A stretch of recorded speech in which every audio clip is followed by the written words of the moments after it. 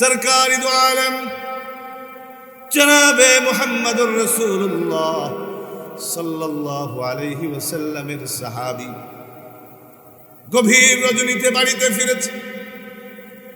বাড়িতে ফেরার পরে মাইকের আওয়াজ যতদূর যাচ্ছে, মা তুমি খেয়াল করো, ও বোন তুমি খেয়াল করো, তুমিও তোমার স্বামীর খেদমত করো, তুমিও তোমার স্বামীর পাশে অবস্থান করো। আর আল্লাহর নবীর সাহাবীর স্ত্রীর অবস্থা দেখো।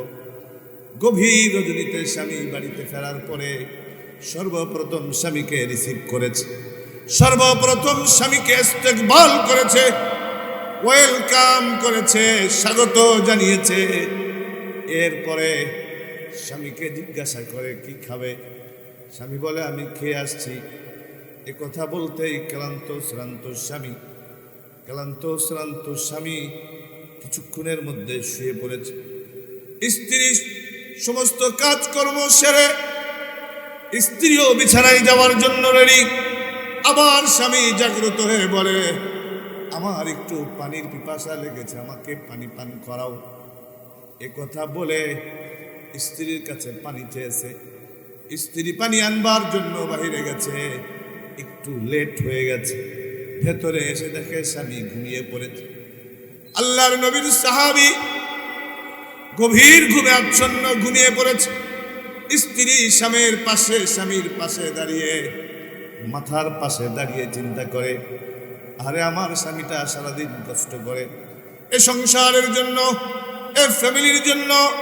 শুধু কষ্ট করে তা নয়, আল্লাহর জমিনে আল্লাহর দ্বীন প্রতিষ্ঠা করবার জন্য, মসজিদ মুখী মানুষের সংখ্যা বৃদ্ধি করবার জন্য, আল্লাহওয়ালা মানুষের সংখ্যা বৃদ্ধি করবার জন্য আজকে ঘরে ঘরে দাঁড়ে দাঁড়ে দাওয়াত ও তাবলীগের মেহনত করে, সারাদিন কষ্ট করে। আমার স্বামী ঘরে ফিরে একটু পানি তো আমার কাছে চেয়েছে, এটা তো দৈনিক হয় না। আমি যদি এখন এই পানির গ্লাসটা রেখে চলে যাই, হয়তো আবার জাগ্রত হবে, পানি চাবে কিন্তু পাবে না। অথবা আমি যদি তাকে জাগ্রত করে পানি পান করাতে চাই, তার কষ্ট হবে। সে নিয়ত করেছে আমি সারা রাত দাঁড়িয়ে থাকবো, স্বামী যতক্ষণ না জাগ্রত হবে, স্বামী যতক্ষণ না উঠবে, আমি দাঁড়িয়ে দাঁড়িয়ে স্বামীর খেদমত করব।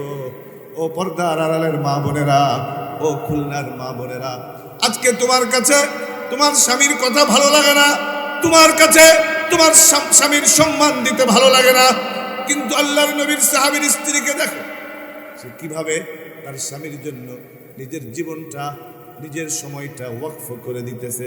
এইভাবে দাঁড়িয়ে আছে।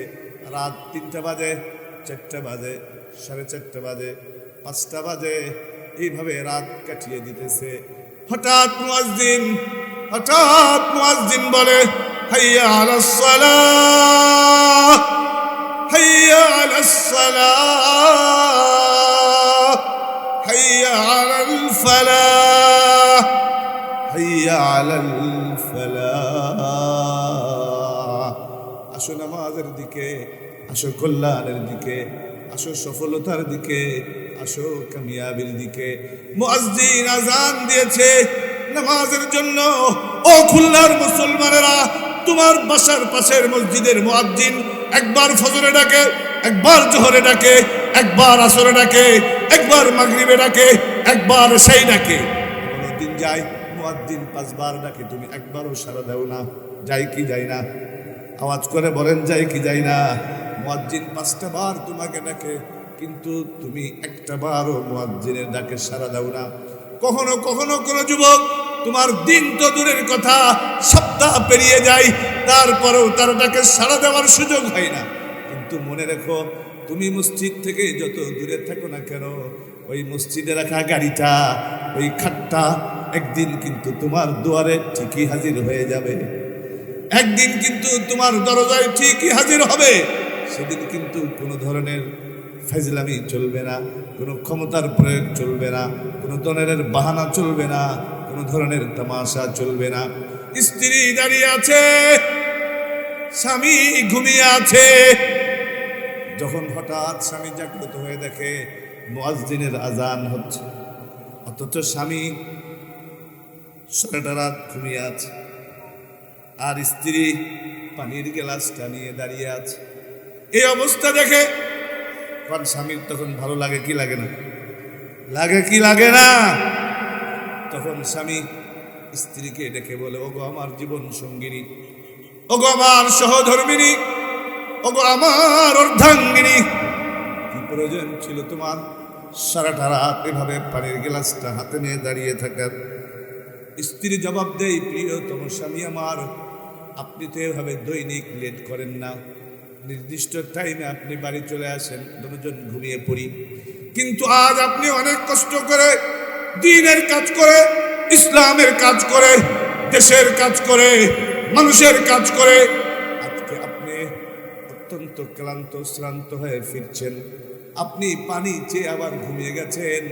আমি চিন্তা করলাম যদি আপনি জাগ্রত হন, আমি ঘুমিয়ে পড়ি, যদি পানি না পান কষ্ট হবে, আবার কাঁচা ঘুম ভেঙে আপনাকে পানি পান করাবো, বিবেকে বাধা দিয়েছে। আর একটি রাতই তো সারাটা রাত কাটিয়ে দেই, অসুবিধার কি আছে? স্ত্রীর জবানে এত সুন্দর মধু মিশ্রিত কথা শ্রবণ করার পরে সত্যি স্বামীর কলিজাটা ভরে গেছে।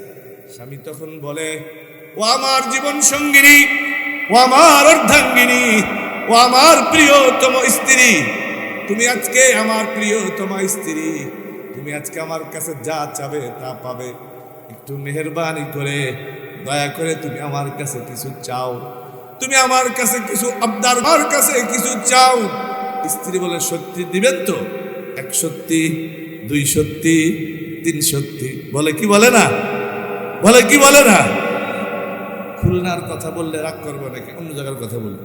এই দক্ষিণ অঞ্চল খুলনার এই লবণ চড়াতে না হয়ে যদি ওই ভারতের অযোধ্যায় হতো, যেখানে আমার বোনের স্তন কেটে যুবকেরা ফুটবল খেলেছিল, আমার মায়ের পেট কেটে জীবন্ত সন্তানকে গলা টিপে হত্যা করেছিল, তাকিয়ে দেখুন সুদূর ফিলিস্তিনে, আজকে সেখানে ফিলিস্তিনের গাজ্জাতে কোন অপরাধে আজকে আমার মাকে, আমার বোনকে, আমার বৃদ্ধ বাবাকে, ছোট্ট শিশুকে নির্মম নির্যাতন করে, অকথ্য নির্যাতন করে আজকে তাদেরকে দুনিয়ার থেকে বিদায় করে দেওয়া হচ্ছে।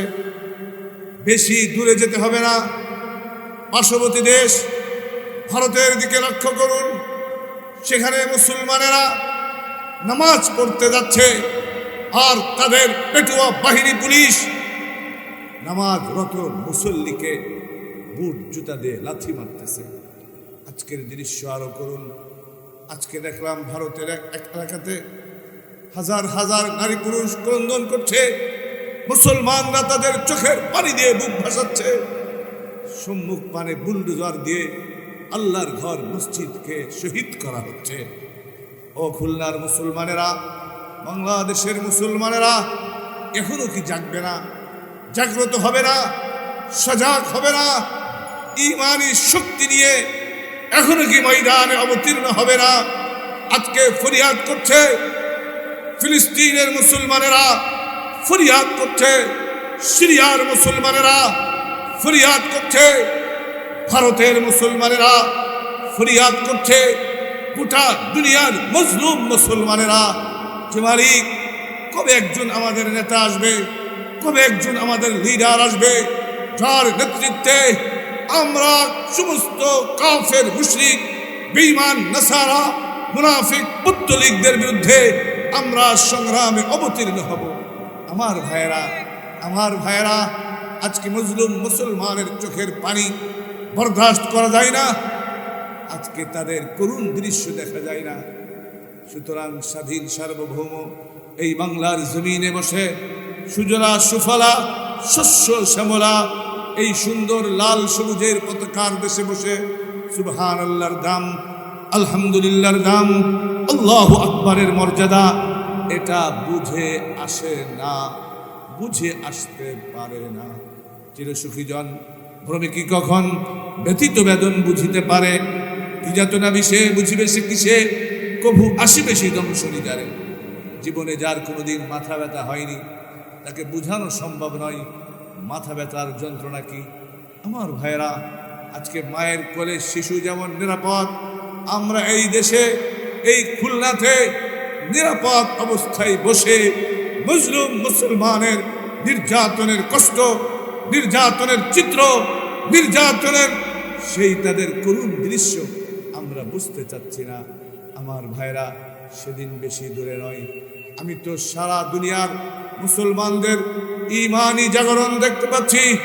আমার মনে হয় সেদিন বেশি দূরে নয়, যেদিন ইনশাআল্লাহ দিল্লির লাল কেল্লায় কালেমার পতাকা, ইসলামের পতাকা উড্ডীন হবেই হবে ইনশাআল্লাহ।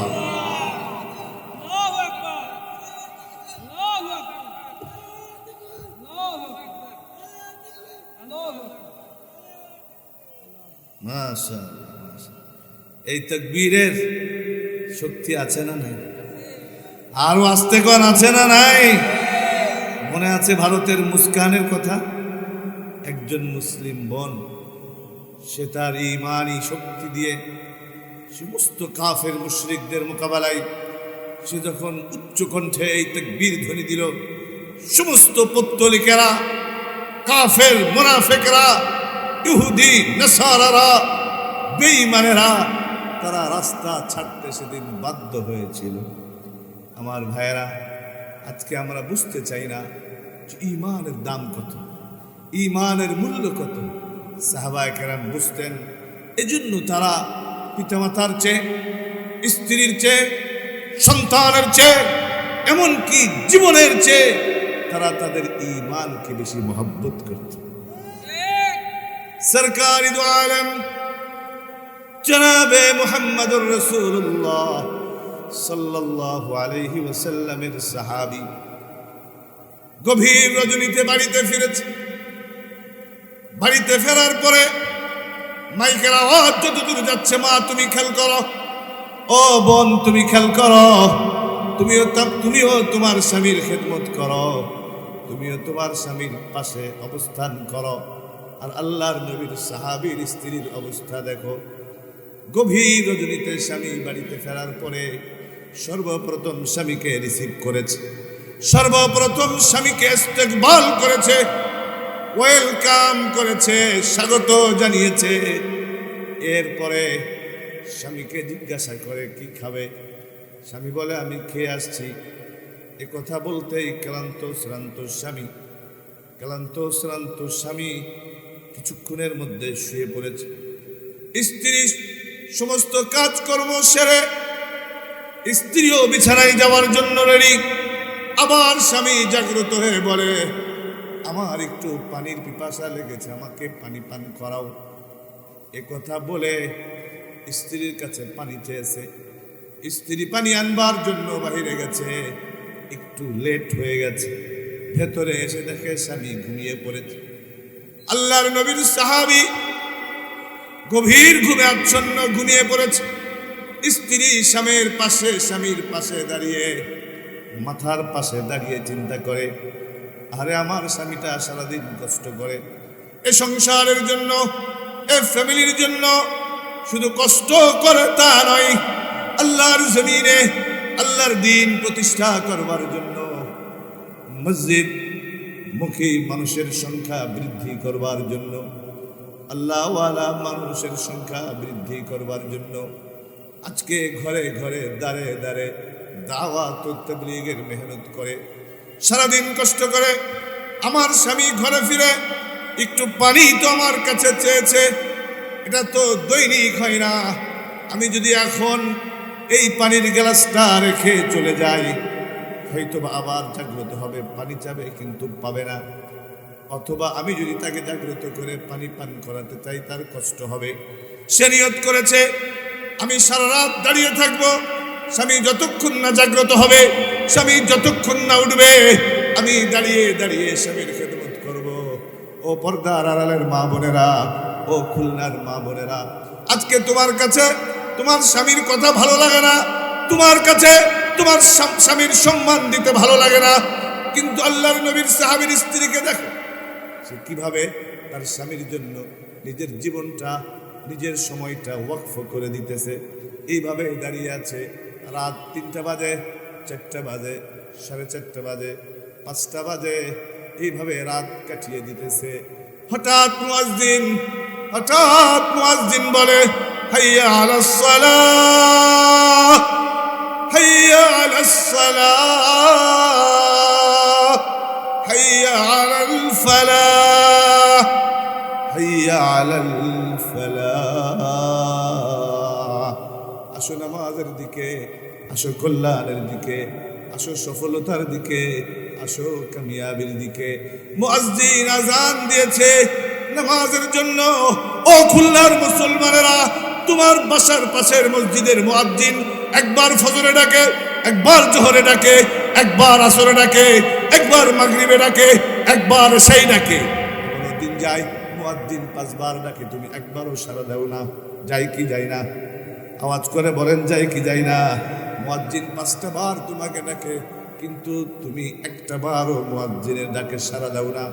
কখনো কখনো কোনো যুবক, তোমার দিন তো দূরের কথা, সপ্তাহ পেরিয়ে যায়, তারপরেও তার ডাকে সাড়া দেওয়ার সুযোগ হয় না। কিন্তু মনে রেখো, তুমি মসজিদ থেকে যত দূরে থাকো না কেন, ওই মসজিদে রাখা গাড়িটা, ওই খাটটা একদিন কিন্তু তোমার দুয়ারে ঠিকই হাজির হয়ে যাবে। একদিন কিন্তু তোমার দরজায় ঠিকই হাজির হবে। সেদিন কিন্তু কোনো ধরনের ফাজলামি চলবে না, কোনো ক্ষমতার প্রয়োগ চলবে না, কোনো ধরনের বাহানা চলবে না, কোনো ধরনের তামাশা চলবে না। স্ত্রী দাঁড়িয়ে আছে, স্বামী ঘুমিয়ে আছে। যখন হঠাৎ স্বামী জাগ্রত হয়ে দেখে মুয়াজ্জিনের আজান হচ্ছে, অথচ স্বামী সারাটা রাত ঘুমিয়ে আছে, আর স্ত্রী পানির গ্লাসটা নিয়ে দাঁড়িয়ে আছে। এই অবস্থা দেখে কারণ স্বামীর তখন ভালো লাগে কি লাগে না? লাগে কি লাগে না? তখন স্বামী স্ত্রীকে ডেকে বলে, ওগো আমার জীবন সঙ্গিনী, ওগো আমার সহধর্মিনী, ওগো আমার অর্ধাঙ্গিনী, কি প্রয়োজন ছিল তোমার সারাটা রাত এভাবে পানির গ্লাসটা হাতে নিয়ে দাঁড়িয়ে থাকার? স্ত্রী জবাব দেয়, প্রিয়তম স্বামী আমার, আপনি তো এভাবে দৈনিক লেট করেন না, নির্দিষ্ট টাইমে আপনি বাড়ি চলে আসেন, দুজন ঘুমিয়ে পড়ি। কিন্তু আজ আপনি অনেক কষ্ট করে দ্বীনের কাজ করে, ইসলামের কাজ করে, দেশের কাজ করে, মানুষের কাজ করে আজকে আপনি অত্যন্ত ক্লান্ত শ্রান্ত হয়ে ফিরছেন। আপনি পানি চেয়ে আবার ঘুমিয়ে গেছেন। আমি চিন্তা করলাম, যদি আপনি জাগ্রত হন, আমি ঘুমিয়ে পড়ি, যদি পানি না পান কষ্ট হবে। আবার কাঁচা ঘুম ভেঙে আপনাকে পানি পান করাবো, বিবেকে বাধা দিয়েছে। আর একটি রাতই তো সারাটা রাত কাটিয়ে দেই, অসুবিধার কি আছে? স্ত্রীর জবানে এত সুন্দর মধু মিশ্রিত কথা শ্রবণ করার পরে সত্যি স্বামীর কলিজাটা ভরে গেছে। স্বামী তখন বলে, ও আমার জীবন সঙ্গিনী, ও আমার অর্ধাঙ্গিনী, ও আমার প্রিয়তম স্ত্রী, তুমি আজকে আমার প্রিয়তম স্ত্রী, তুমি আজকে আমার কাছে যা চাবে তা পাবে। একটু মেহেরবানি করে, দয়া করে তুমি আমার কাছে কিছু চাও, তুমি আমার কাছে কিছু আবদার, আমার কাছে কিছু চাও। স্ত্রী বলে, সত্যি দিবেন তো? 1 সত্যি, 2 সত্যি, 3 সত্যি। বলে কি বলে না? বলে কি বলে না? খুলনার কথা বললে রাগ করবো নাকি? অন্য জায়গার কথা বলবো। অন্য মহিলারা হইলে বলতো, তাইলে আমার একটু স্বর্ণ টর্ণ দিয়েন, অথবা কিছু ভালো কাপড় চোপড় দিয়েন। আর শহরের মেয়ে যদি হইতো, তাহলে আজকে তখন আপনি খুশি, আমার নামে একটা ফ্ল্যাট আপনি লিখে দিয়েন, অথবা একটা প্লট আপনি দিয়েন, অথবা একটা দোকান আমার নামে দিয়েন, কিছু না, 3 পিস তো চাইতই। কিন্তু আল্লাহর নবীর সাহাবীর স্ত্রী স্বামীর প্রশ্নের জবাবে বলে, সত্যি দিবেন তো? 1 সত্যি, 2 সত্যি, 3 সত্যি দিবেন তো? আল্লাহর নবীর সাহাবীর স্ত্রী বলে, অবশ্যই দিব। আল্লাহর নবীর সাহাবী বলে, অবশ্যই দিব। আল কারিমু ইদা ওয়াদা ওফা, আরে ভদ্র তো সে যে ওয়াদার বরখেলাফ করে না, যে কখনো কাউকে ঘুরায় না। আমার ভাইয়েরা লক্ষ্য করুন, স্বামী স্ত্রীকে বিশ্বাস করাবার যত কথা থাকে সব তাকে বলছে, স্ত্রীও বিশ্বাস করতেছে, বলছে সত্যি। কাহা সত্যি? কই তাইলে আপনি আমাকে একটা তালাক দেন। কি দেন? আরে বুঝতেছেন আপনারা? তাহলে আমার একটা তালাক দেন। আপনাদের এই শহরে যখন স্বামী স্ত্রীর উপরে মারাত্মক খুশি হয় তখন একটা তালাক দেয় না? ওই কয় হ্যাঁ, ওই দেখেন ওই যে উনি কি সুন্দর দাঁত বের করে কয় হ্যাঁ হ্যাঁ।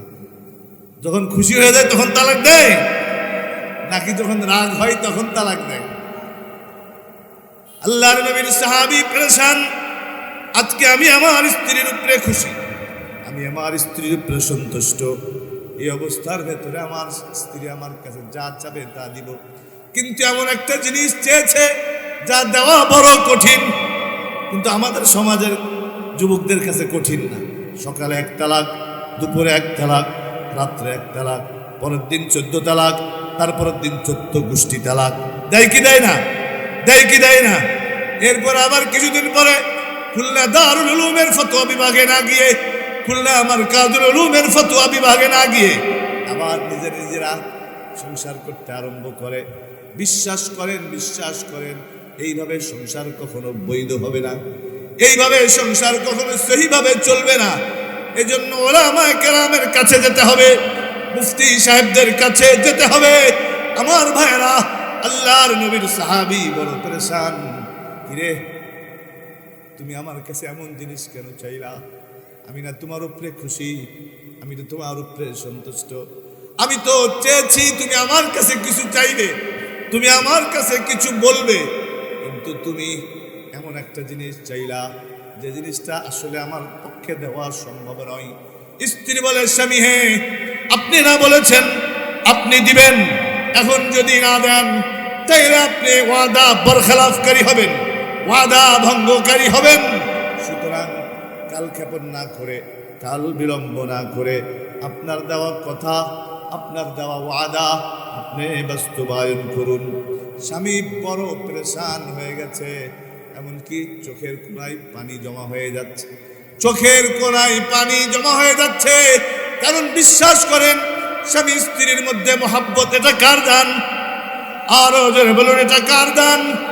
বাপ বেটার মধ্যে মহাব্বত, এটা কার দান? ভাই ভাইয়ের মধ্যে মহাব্বত, এটা কার দান? ভাই বোনের মধ্যে মহাব্বত, এটা কার দান? উস্তাদ ছাত্রের মধ্যে মহাব্বত, এটা কার দান? পীর মুরিদের মধ্যে মহাব্বত, এটা কার দান? বন্ধুর মধ্যে মহাব্বত, এটা কার দান? আল্লাহর দান, এটা আল্লাহর মেহেরবানি। স্ত্রী চাচ্ছে তালাক, স্বামীর কলিজাটা ফেটে যাচ্ছে। আর এমন স্ত্রী আমি পেয়েছি যার কখনো নামাজ কাজা হয় না, এমন স্ত্রী আমি পেয়েছি যে কখনো আমার খিদমতে ত্রুটি করে না, যে কখনো আমার উপরে চোখটা তুলে তাকাই না। আমার স্বামী, সে তো আমার মুরব্বী, সে আমাকে যা বলবে আমি সাথে সাথে তা শুনবো, বাস্তবায়ন করবার চেষ্টা করব। স্ত্রীর বক্তব্য শুনে স্বামীর চোখের মধ্যে শুধু পানি, আর দোয়া করে, মালিক এ কেমন একটা আবদার যেটা আমার পক্ষে রক্ষা করা সম্ভব নয়। হঠাৎ আল্লাহর নবীর সাহাবীর মাথায় বুদ্ধি এসছে, এমন একটা কথা বলতে হবে যেই কথাটা স্ত্রী শুনে স্ত্রীকে ডেকে বলে, ওগো আমার প্রিয় তোমার স্ত্রী, ওগো আমার জীবন সঙ্গিনী, ওগো আমার অর্ধাঙ্গিনী, আর যা বলেছি তা তুমি পাবে, তবে একটা কথা, আল্লাহর নবী তো এখনো জিন্দা আছে। আকায়ে নামদার তাজদারে মদিনা সরকার দু আলম महबूबे किबरिया जिगर गोशे आमिना मौलाए कुल फखरे रसूल हादिए सुबुल शाफिए महशर साकिए कौसर रहमत आलम मुहसिन आजम जनाबे मुहम्मदुर रसूलुल्लाह। जबानটা খুলে পড়ুন, সাল্লাল্লাহু আলাইহি ওয়াসাল্লাম, সাল্লাল্লাহু আলাইহি ওয়াসাল্লাম, সাল্লাল্লাহু আলাইহি ওয়াসাল্লাম। আমার ভাইরা, আরে স্বামী বলে স্ত্রীকে, আরে এখনো তো আল্লাহর নবী জিন্দা, চলো না তুমি আর আমি সকলে দুজন মিলে মসজিদে নববীতে যাই, নবীজির কাছে এই মামলাটা পেশ করি, নবীজির কাছে গিয়ে বলি, ওগো নবীজি, আমার স্ত্রী এই দাবি করেছে, এখন আমার করণীয় কি? নবী যে ফয়সালা দিবে, নবী যে সিদ্ধান্ত দিবে, এটা তুমি মানবা কিনা বলো। আর তিনি তো আল্লাহর নবীর সাহাবিয়া, কেন মানবে না? তারা তো এই দুনিয়াতে যা কিছু করতেন সব কার জন্য? আরো জোরে আওয়াজ করে বলুন, কার জন্য? জবান খুলে বলুন কার জন্য? একমাত্র আল্লাহর জন্য। তারা স্বামীর জন্য কিচ্ছু করতো না, স্ত্রীর জন্য কিচ্ছু করতো না, সন্তানের জন্য কিচ্ছু করতো না, মা বাবার জন্য কিছু করতো না। তবে হ্যাঁ, যা করতো কার জন্য? মাকে ভালোবাসতো কার জন্য? বাবাকে ভালোবাসতো কার জন্য? স্ত্রীকে ভালোবাসতো কার জন্য? স্বামীকে ভালোবাসতো কার জন্য? স্বামীর কথা অক্ষরে অক্ষরে পালন করতো কার জন্য? একমাত্র আল্লাহর জন্য, একমাত্র আল্লাহর জন্য। স্ত্রীও চিন্তা করতো, আরে আমার স্বামী আমার জন্য, আমার সন্তানের জন্য, আমার পরিবারের সদস্যের জন্য সকাল থেকে সন্ধ্যা পর্যন্ত রাতকে রাত মনে করে না, দিনকে দিন মনে করে না, কষ্টকে কষ্ট মনে করে না, গরমকে গরম মনে করে না, ঠান্ডাকে ঠান্ডা মনে করে না। সারা দিন গাধার মতো খাটতে থাকে শুধু আমাদের মুখে হাসি ফোটাবার জন্য, আমাদেরকে একটু প্রতিষ্ঠিত করবার জন্য, আমাদেরকে একটু ভালো রাখবার জন্য। এজন্য আমার ভাইয়েরা, অনেক সময় অনেক স্ত্রীরা বুঝতে চায় না। ও মা, তুমি বুঝতে চাও না, যেই বেচারা তোমার জন্য, তোমার সন্তানের জন্য তার জিন্দগির সব সুখ, তার জিন্দগির সব সব সে সব কিছু কুরবানি করে দিয়েছে, একটু কেন সেই স্বামীর খেদমত করো না? একটু কেন সেই স্বামীর কথা শুনো না? আর পুরুষদেরও বলবো, যেই মেয়েটা তার বাবাকে ছেড়ে, যেই মেয়েটা তার মাকে ছেড়ে, যেই মেয়েটা তার ভাইকে ছেড়ে, যেই মেয়েটা তার বোনকে ছেড়ে, যেই মেয়েটা তার আপনজন ছেড়ে আজকে যুবক তোমার ঘরে আসছে, তাকে কেন বান্দির মতো তার সাথে আচরণ করো? তার সাথে কেন কাজের মহিলার মতো আচরণ করো? কেন স্ত্রীর মর্যাদা তুমি তাকে দাও না? দুনিয়ার শ্রেষ্ঠ স্বামী নাম কি? মুহাম্মাদুর রাসূলুল্লাহ। দুনিয়ার শ্রেষ্ঠ স্ত্রী আম্মা জান খাদিজাতুল কুবরা, দুনিয়ার শ্রেষ্ঠ স্ত্রী আম্মা জান আয়েশা সিদ্দিকা। তাদের জীবনী শোনো, তাদের জীবনী দেখো, তাদের ভেতরে পরস্পরে কি পরিমাণ মহব্বত ছিল, কি পরিমাণ ভালোবাসা ছিল, বলতে গেলে অনেক লম্বা হয়ে যাবে। আল্লাহর নবীর স্ত্রী, আল্লাহর নবীর সাহাবী, আল্লাহর নবীর সাহাবী স্ত্রীকে বলে, চলো না নবীজির কাছে যাই, নবীজির ফাইসালা তুমিও মানবে আমিও মানবো, চলো ঠিক আছে।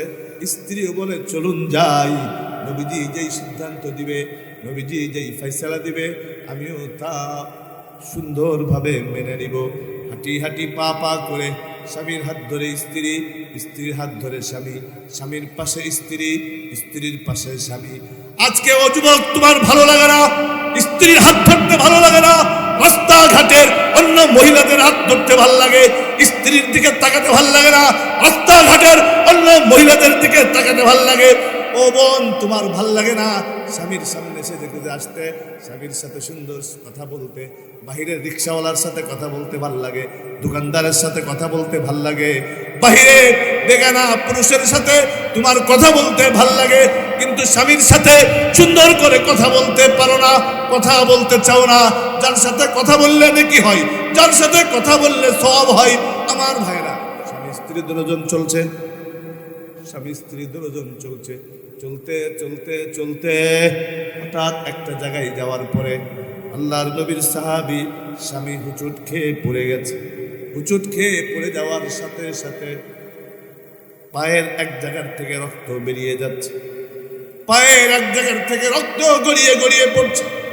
স্ত্রী আস্তে করে স্বামীর হাতটা ধরেছে, আস্তে করে স্বামীর হাতটা ধরেছে, সুন্দর করে রক্তটা মুছে দিয়েছে, এরপরে ব্যান্ডেজ করে দিয়েছে, সোজা করে তাকে দাঁড় করিয়ে বলে, আমার কাঁধের উপরে আপনি ভর করে আস্তে আস্তে চলুন, আমার কাঁধের উপরে আপনি ভর করে আস্তে আস্তে চলুন। স্বামীও বলে, ঠিক আছে, তুমি আমাকে ধরো, আমি তোমার কাঁধে ভর করে আস্তে আস্তে চলবো। এক পা দুই পা করে ঘুরাইতে ঘুরাইতে যখন কিছু দূর গেছে, যাওয়ার পরে স্ত্রী বলে, আর নবীজির কাছে যাওয়ার প্রয়োজন নেই, আর আমাকে তালাক দেওয়ারও প্রয়োজন নেই। স্বামী অবাক, কি ব্যাপার? সারা রাত তুমি আমার খেদমত করলে, সারা রাত তুমি আমার পাশে থাকলে। ইসলামী শ্রমিক আন্দোলনের মাহফিল, ইসলামী শ্রমিক আন্দোলনের মাহফিল যদি পাখা না থাকে, আমার ভাইরা, আল্লাহর নবীর সাহাবী স্ত্রীকে ডেকে বলছে, স্ত্রীকে ডেকে বলছে, কিছুই বুঝলাম না, সারাটা সারাটা রাত তুমি আমার জন্য খিদমত করে কাটিয়েছো, সারাটা রাত তুমি আমার জন্য দাঁড়িয়ে কষ্ট করেছো। আমি তোমার উপরে সন্তুষ্ট হয়ে, আমি তোমার উপরে খুশি হয়ে আমি অফার করলাম আমার জন্য, আমার কাছে তোমার জন্য কিছু চাও, কিন্তু তুমি কিছুই চাও নাই, বরং যেমন একটা দাবি করলে যেটা আমার পক্ষে সম্ভব নয়। আসলাম দশজন বেরিয়ে নবীজির কাছ থেকে ফয়সালা নিব, কিন্তু বের হওয়ার পরে প্রতিমধ্যে যখন আমি হোঁচট খেলাম, আমি আঘাতপ্রাপ্ত হলাম, আমি রক্তাক্ত হলাম, তখন তুমি আমাকে বলছো চলুন না বাড়িতে, নবীজির কাছে যাওয়ার প্রয়োজন নেই, আর আমাকে তালাক দেওয়ারও প্রয়োজন নেই। আল্লাহর নবীর সাহাবী বলে, ওগো আমার প্রিয়তম স্ত্রী, ওগো আমার জীবন সঙ্গিনী, একটা বারের জন্য বলো কারণটা কি? কি কারণে আজকে তুমি আমার সাথে এরকম আচরণ করলে? অবশ্যই আমি খুশি হয়েছি যে তুমি আর তালাক চাচ্ছ না। আল্লাহর নবীর সাহাবীর স্ত্রী যে জবাব দেয়, যুবক ও পর্দার আড়ালের মা বোনেরা, একটু খেয়াল করো, তোমারও ঈমান আছে, আল্লাহর নবীর সাহাবীর স্ত্রীরও ঈমান আছে। আল্লাহর নবীর সাহাবীর স্ত্রী জবাব দেয়, আল্লাহর নবীর সাহাবীর স্ত্রী জবাব দেয়, আরে আমি তো তোমার কাছে আজকে বেশ কয়েকটা মাস আছি, বেশ কয়েকটা দিন আমি তোমার সাথে আছি, আমি তোমার সংসারে আছি, কিন্তু আমি তো জানি আল্লাহ যার উপরে বেশি খুশি থাকেন তাকে বেশি মুসিবতের মধ্যে রাখেন। আল্লাহ যার উপরে খুশি থাকেন তাকে বেশি বিপদের মধ্যে রাখেন।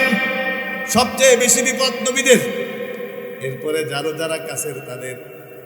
আর আমি তোমার ঘরে এসে কোনোদিন তোমার কোনো কষ্ট দেখলাম না, কোনোদিন তোমার কোনো পেরেশানি দেখলাম না, কোনোদিন তোমার কোনো মুসিবত দেখলাম না, কোনোদিন তোমার কোনো সমস্যা দেখলাম না। এই জন্য আমার মনে হচ্ছে আল্লাহ কি তোমার উপরে নারাজ?